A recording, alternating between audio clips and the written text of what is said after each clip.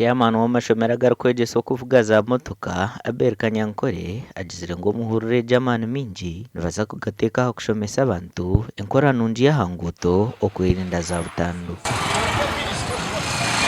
Benji ba driver harugudo nibamanya kuvuga practically kwasa motoka kata mishumuza kata mugiya motoka nekora kine tambura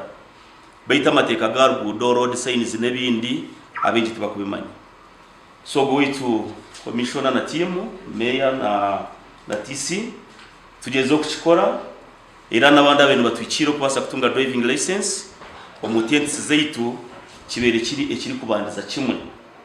So boroka kugira ngo abantu mwe batari properly sensitized akwata Steven amusia gate achomusia gate amujarati hati nagamba nabo munda kwata city niyo nahereze ku musinchira sente kuri yo munda mtwaro 50 zene baza gukora ku speed ogirota batoshanga umuntu just yashofire sente mtwara abrana gumwe ezikwetenga driving license in driving school okurangu yashomesa je twine ba police niyo IOV okurangu bayenaka kurunja abantu then twine UDRS okurangu neshoza permit then kuturi kumaliriza twine Ministry of Works akuba niyo manvuri yitu twena abana batukoro bane yunura bane driving school bane akwa police yo ine bizibu binje ine habi eryo mu internal affairs IOV shwegaruka nkahi o Ministry of Works. Minisitiri w'Ebyengenda esavite hwire kasindika bakugaba mazire savite ibiro mu Bushenyi barukushomesa abantu okukozesa kurunja oruguuto okuheresa driving permits hamwe no kuchebera obukugu bwo kuvuga. Tubire twinemu abantu abukora renewals kandi twinemu abantu abukora extensions tubina abantu abukora duplicates abantu ababuze permits zabo kandi zawiriho narisi zikiriho then tubina abantu abukora conversions.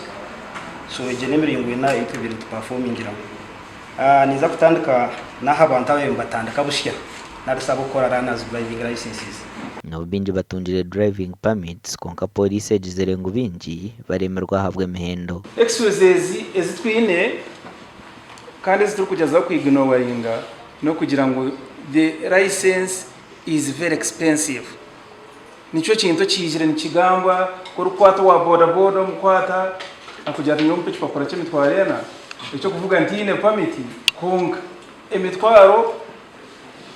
eyi muri kugamba tinjini twine new regulation again is to the merit point system. So driving license engage neja kubeine points maximum points